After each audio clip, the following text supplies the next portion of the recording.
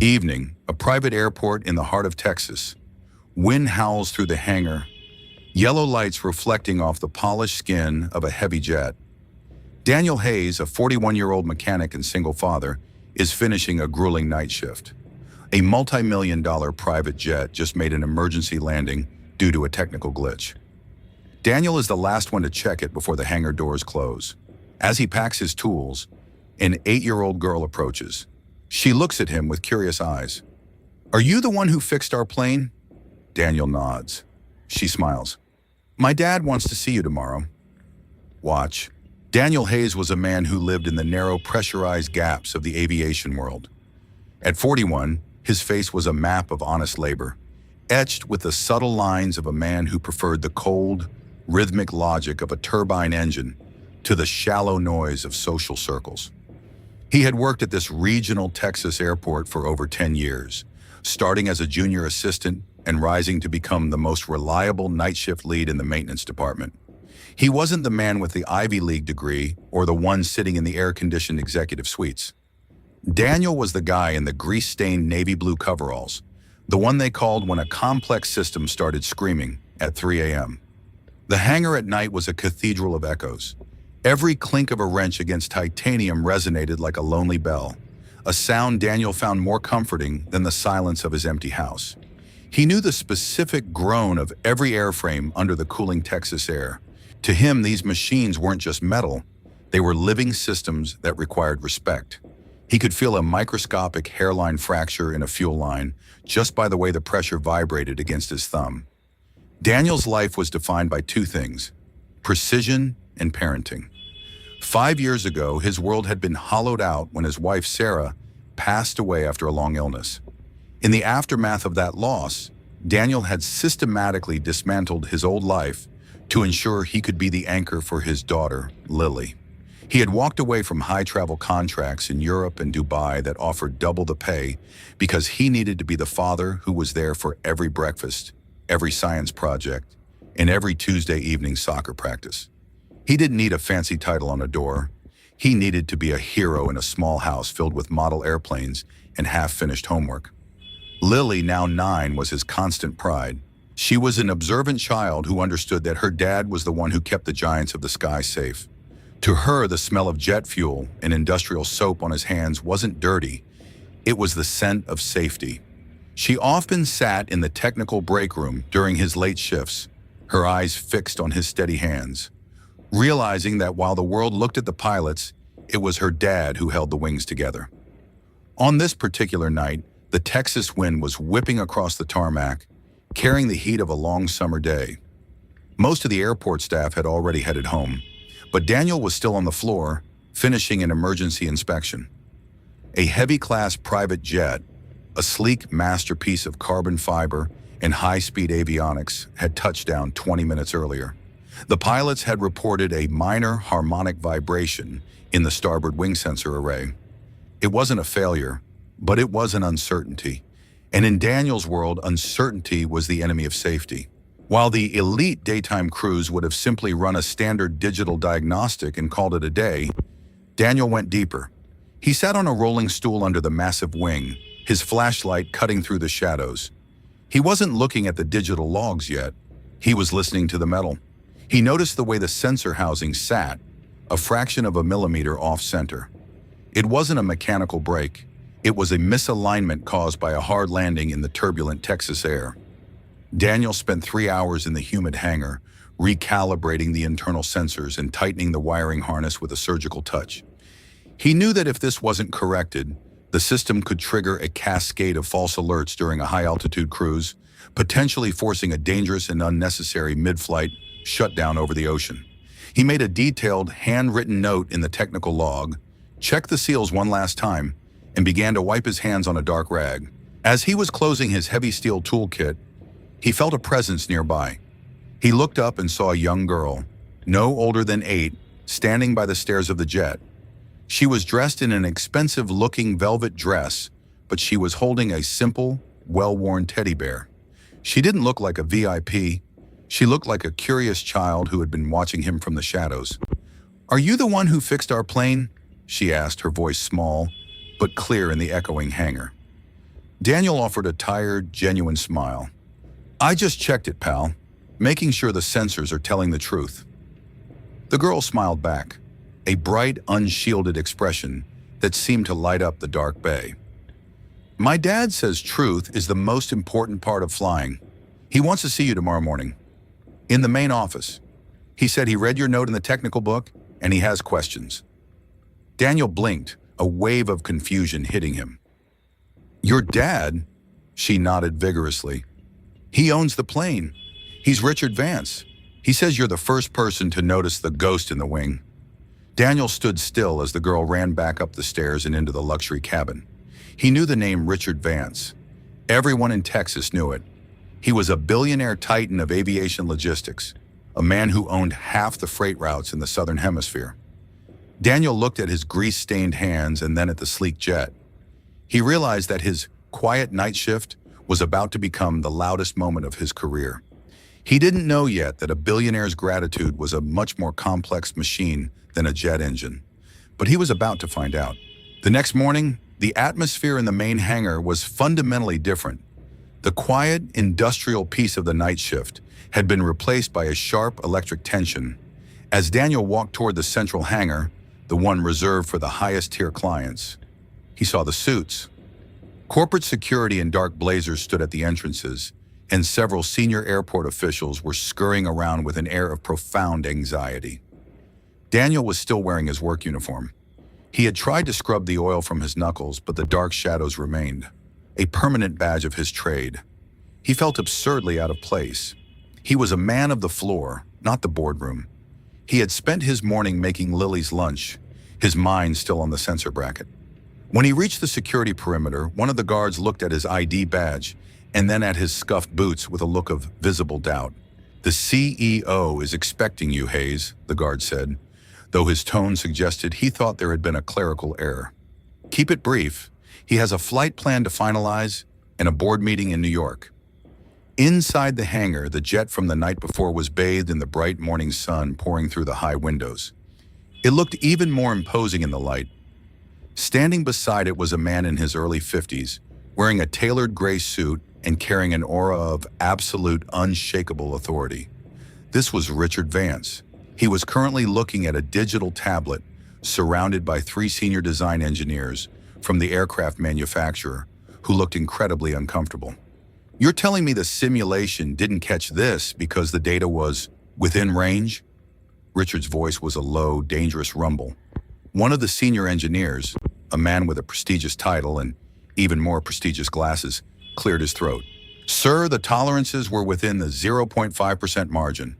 The automated system marked it as nominal. We assumed the vibration was just atmospheric resonance.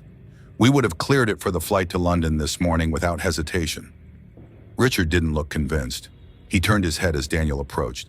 His eyes were like flint, sharp, observant, and entirely unimpressed by the corporate posturing surrounding him. He looked at Daniel's uniform, but instead of dismissal, his eyes showed a deep, probing curiosity. Daniel Hayes? Richard asked. Daniel gave a short, respectful nod. Yes, sir. Richard gestured to the technical log on the table. I read your entry from 2 a.m. You didn't just check the software. You claimed you found a physical misalignment in the tertiary sensor bracket. My senior engineering team here, he nodded toward the embarrassed men in lab coats, says that's impossible without a specialized laser leveling kit. They say you're just a night mechanic guessing at the data to justify your overtime. A younger engineer, eager to please the billionaire and defensive of his own degrees, smirked. It's easy for a mechanic to see a problem where none exists, Mr. Vance. It's a classic way to pad a timesheet. The software is the only objective judge of an airframe's integrity. Daniel didn't flinch. He had spent years being underestimated by men who had never held a wrench. It was his favorite form of camouflage. He looked at the engineer and then back at Richard Vance. He saw a man who valued results over reputations, someone who had built an empire on seeing the things others ignored. I wasn't looking for extra hours, sir, Daniel said, his voice steady and remarkably calm. I was looking for the truth. The software only tells you what it was programmed to find. It's looking for a total failure, not a calibration drift. A sensor can be perfectly functional and still be lying to the pilot. At 30,000 feet, a lie is a lot more dangerous than a broken part because you don't see it coming until the engines quit. The hangar went deathly silent. The airport manager, standing in the back, looked like he wanted to hide behind a crate. Richard Vance stared at Daniel for a long heartbeat, his expression unreadable. He looked at the grease on Daniel's collar and then at the sharp, intelligent clarity in his eyes. He realized he wasn't looking at a janitor with a wrench. He was looking at a master. "My engineers want to run a full 12-hour diagnostic reset," Richard stated. "They want to tear into the wing housing to verify your claim. They say that's the only way to be certain. What do you say, Hayes? Is it worth the delay?" "I say you're wasting 12 hours of fuel and keeping a pilot on the ground for no reason," Daniel replied, "and you're causing unnecessary stress to the composite airframe by opening it up. The problem isn't in the housing. It's in the bracket tension. If you want proof, don't run a computer test. Just start the secondary power unit and watch the leading edge of the wing. If I'm wrong, I'll hand in my badge and my pension right now." The senior engineers burst into a shallow, mocking laughter. "Start the SPU to check a sensor? That's amateur hour. We have neural net diagnostics for that." But Richard Vance raised a hand, silencing the room instantly. He looked at Daniel, then at his daughter Bella, who had just walked into the hangar, clutching her teddy bear. She looked at Daniel and gave him a secret, supportive wink. "Start the systems," Richard commanded. His voice wasn't a request. It was a gavel hitting a desk. The elite team scrambled, their arrogance momentarily replaced by a cold, rising fear. They were about to find out that the man in the greasy uniform was the only one in the room who actually knew how to listen to the wind. The heavy whine of the secondary power unit began to fill the hangar, a high-pitched crescendo that vibrated through the concrete floor and rattled the tool racks. The senior engineers stood in a semicircle, their arms crossed tightly, clutching their tablets like shields. They were waiting for the maintenance guy to fail. They wanted to see the screens stay green so they could dismiss Daniel as a paranoid hobbyist who had wasted the billionaire's morning. Daniel didn't look at the screens.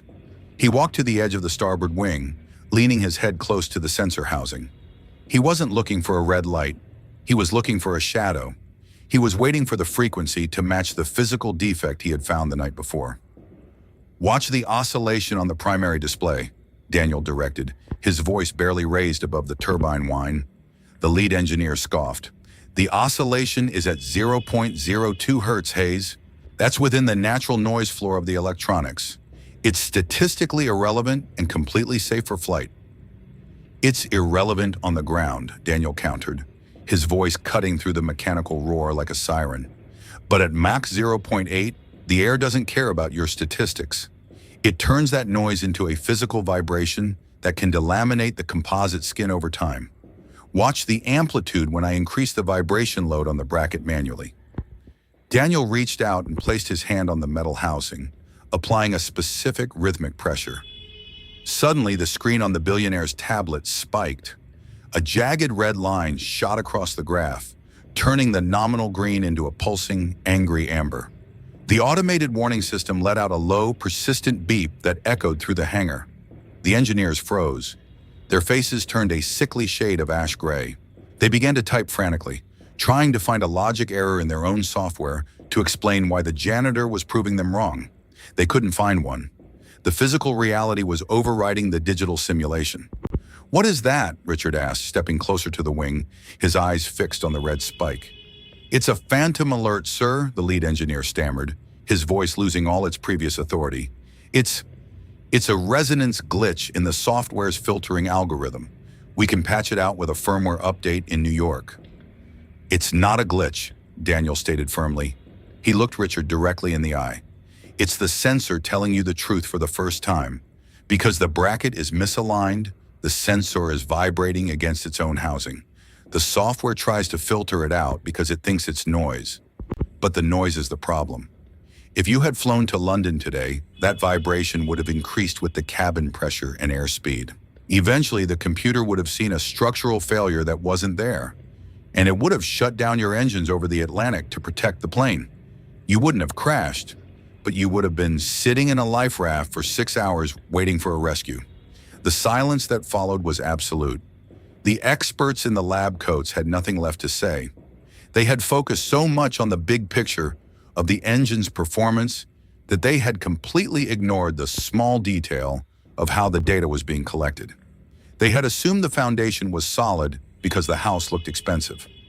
Richard Vance looked at the red spike on his screen and then at Daniel. He realized then that the most important person in his entire international logistics empire wasn't the strategist in New York or the designer in Seattle. It was the man who worked the night shift in a quiet hangar in Texas, a man who valued the lives inside the plane more than the schedule of the person who owned it. "Why didn't anyone else catch this?" Richard asked, his voice now hushed with a new kind of reverence. Daniel shrugged, a humble, tired motion. "Because it's easy to assume a bigger problem and miss a small one, sir. Most people look at a jet and see a machine. I look at it and see a conversation. If you listen long enough, the machine will tell you exactly where it's hurting."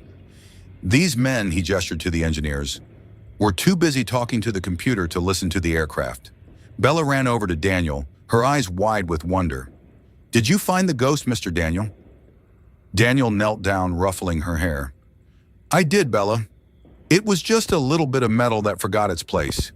We put it back where it belongs. The Dragon is safe to fly now." Richard Vance watched the interaction. He saw the way Daniel treated his daughter, not as a distraction or a VIP, but as a person. He saw the integrity of the man who had stayed up until 3 a.m. to fix a problem that no one else would have even noticed until it was too late. He realized that Daniel Hayes was a rare breed, a master of his craft who had no desire for the spotlight, only for the safety of the flight. "Hayes," Richard said, his tone turning clinical and decisive, "how much do we pay you here at the airport?" Daniel blinked, caught off guard by the question. I'm on a senior tech salary, sir. It's enough for Lily and me. We're doing fine." Richard shook his head slowly. "It's not enough. You just prevented a $300 million asset from being grounded in a foreign country for a month. You saved my company hundreds of thousands in downtime and potentially millions in PR damage. But more importantly, you ensured my daughter was safe on that flight. I don't put a price on that." He turned to the airport manager, who was now standing at attention, looking terrified. "Effective immediately, I am purchasing a permanent lease on Hangar 4, and I am establishing a new division, Vance Integrity Systems." He looked back at Daniel. "Daniel Hayes, I don't want you working for this airport anymore. I want you working for me. I'm hiring you as the lead technical consultant for my entire global fleet. You'll have a budget for your own team. You'll have a corner office if you want it. But mostly, I just want your eyes on my machines before they leave the ground." Daniel was stunned. The VPs and managers around him were staring with a mixture of awe and jealousy. The nobody in the blue uniform had just been promoted to the stratosphere of the industry in a single morning. "I have a condition, sir," Daniel said, his voice regaining its steady strength. Richard raised an eyebrow, a small, intrigued smile playing on his lips. "A condition? For a 7-figure salary?" "I don't work weekends," Daniel stated, "and I pick my daughter up from school at 3 p.m. every day. My job is important, but my life is more important. If those terms don't work, I'll stay with my wrench on the night shift. I won't trade her time for any amount of money." The hangar held its breath. No one said no to Richard Vance, but the billionaire didn't get angry. He laughed, a warm, rich sound that filled the hangar and made the engineers look at the floor. "Hayes, if you had said anything else, I wouldn't have hired you. Integrity isn't just about sensors. It's about the man behind them. Deal. We'll build the entire corporate schedule around you." Richard Vance sat in the back of his jet later that day, watching the clouds pass beneath him. He was a man who lived by the numbers, and the numbers Daniel Hayes had provided were staggering. In the world of ultra-luxury aviation, downtime isn't just a nuisance. It's a financial hemorrhage. "Do you know what he did, Richard?" his lead pilot asked over the intercom. "He didn't just fix a vibration. He saved us from a series of systemic phantom failures that would have eventually led to an engine flameout over the Atlantic." Most technicians follow a checklist provided by the manufacturer. That man follows the physics of the machine itself. He's the real deal. Richard nodded, his gaze lingering on a photo of his daughter on his phone. He realized that for years his company had been valuing titles over talents. He had been hiring based on resumes that looked good on paper, but he had been ignoring the people who actually understood the soul of the machine. He had been so focused on the vision that he had forgotten about the foundation. Daniel had explained it clearly. It's easy to assume a bigger problem, like a total software crash or a catastrophic mechanical failure, and miss the small misalignment that actually caused it. Experts often look for the mountain and trip over the stone. Daniel was the only one who had been looking at the ground. He had saved the company from its own arrogance. Richard called his board of directors from 40,000 feet. Cancel the audit for the maintenance department. I found our new lead, and triple the budget for floor-level safety inspections. We're going to stop being reactionary and start being preventive. We're going to run our fleet the Daniel Hayes way. No more nominal ranges. We want absolute truth.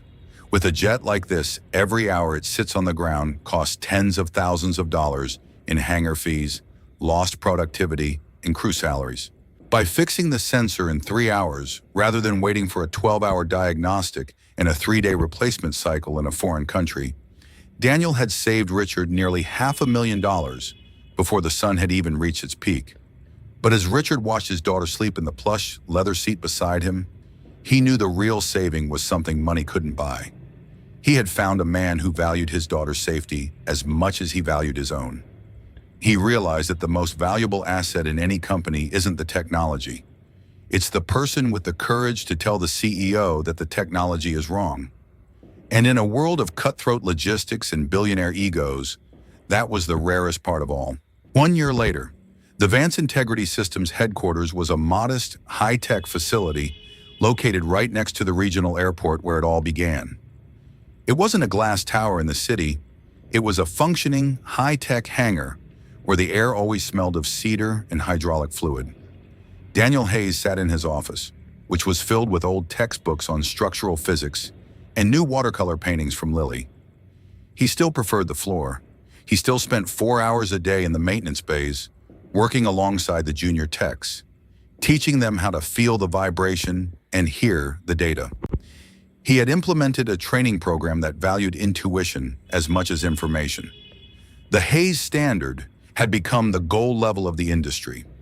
Other airlines were now sending their leads to train under the man who saw the ghost.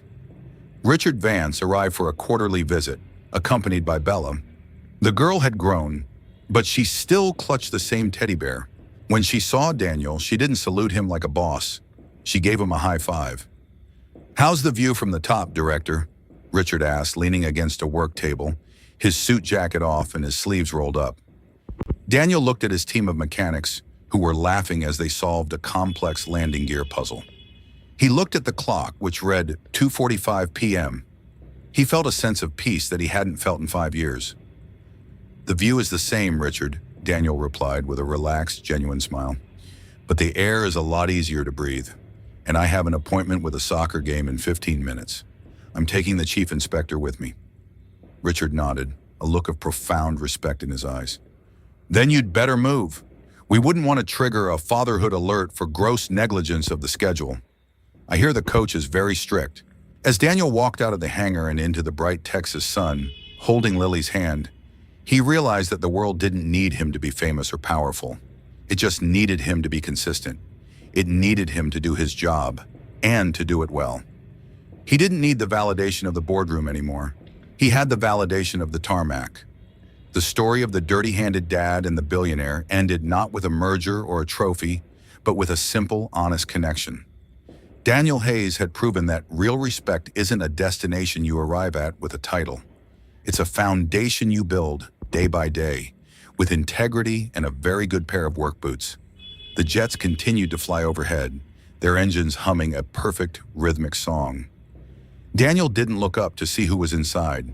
He just listened to the sound, knowing that every bolt was tight, every sensor was true, and the world was moving exactly the way it was designed. He was home. Sometimes the most important work happens in the shadows, done by people the world chooses to ignore. Real respect isn't earned by the height of your climb or the weight of your bank account. It is earned through the integrity of your actions and the courage to stay true to your value, even when no one is clapping. Never judge a master by his uniform. If you believe that quiet dedication speaks louder than any corporate title, subscribe for more stories like this, and tell me in the comments, have you ever been judged by your clothes only to prove everyone wrong with your skill?